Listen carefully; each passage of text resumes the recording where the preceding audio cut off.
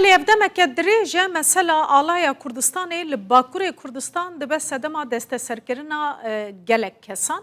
Piştî rojekê di rojan jî ew têne azadkirin ji ber ku diyar e tu sedemeke ku bibe mesela tawanê tê de tawan hebe nîne lê ji bo çi vêyekê dikin ez ê ji birêz Metin Pîranî bipirsim.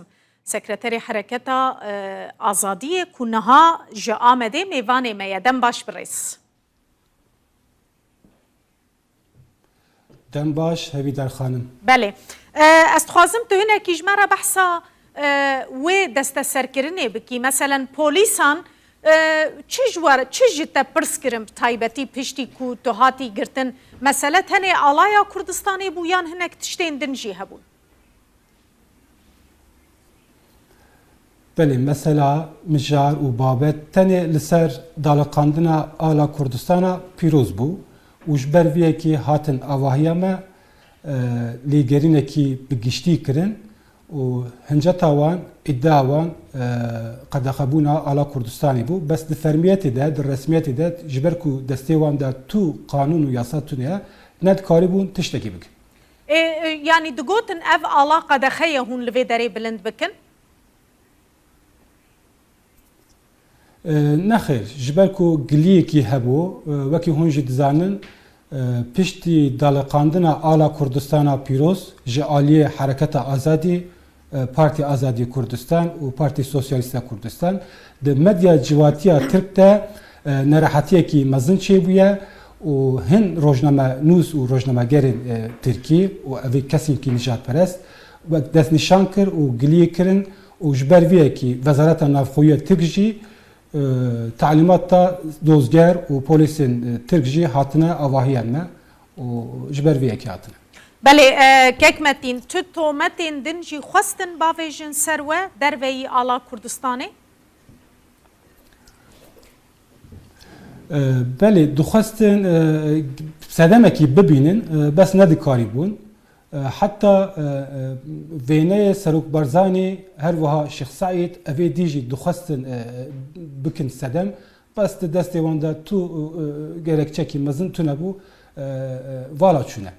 Yani ji were nedigotin hûn endamê rêkxistinên qedexene yan tedî piraniya kesan bi wê tometê digirin bin çavan dibe hûn endam yan jî alîgirên rêkxistineke qedexene.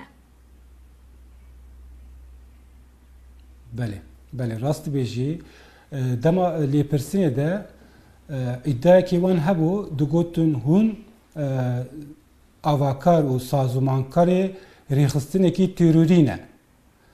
Min jî pirs kir biku yanî çawa ez avakarê rêxistinekî terorîstim ev jî gotin destê me de tişkî tune ye bes dozger wisa xwestiye em jî li ser vê dixwazin îddayekî binivîsin.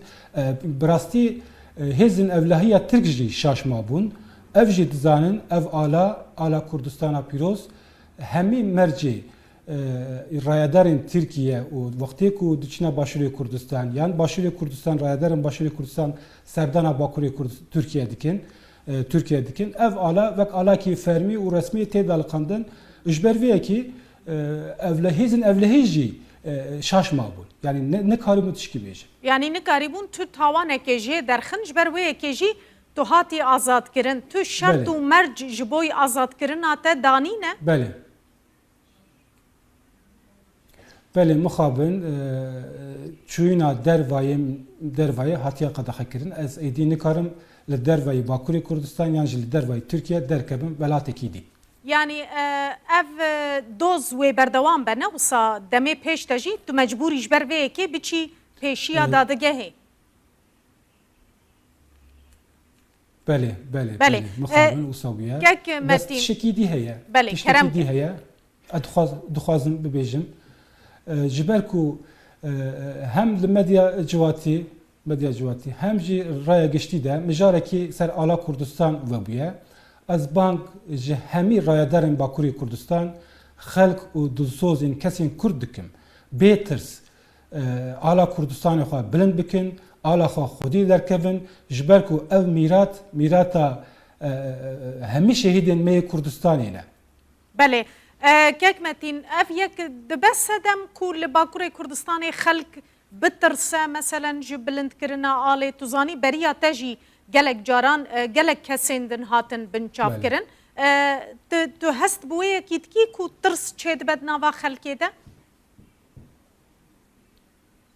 نخیر براواجی ویتشته خلک باکوری کردستان روش بروش وقت به وقت هستن نتوایتی و کردپروری بلاف دبه ام دبینن خلک می باکوری کردستان زیادتر خودی لعلاقه درد کهن اف گش ببه و زیادتر بلاف ببه کو ملتی می باکوری کردستان خودی علاقه در کهن گلکی سپاس برز متین پیرانی سکرتری حرکت آزادی جا آمده میوان مبوزور سپاس که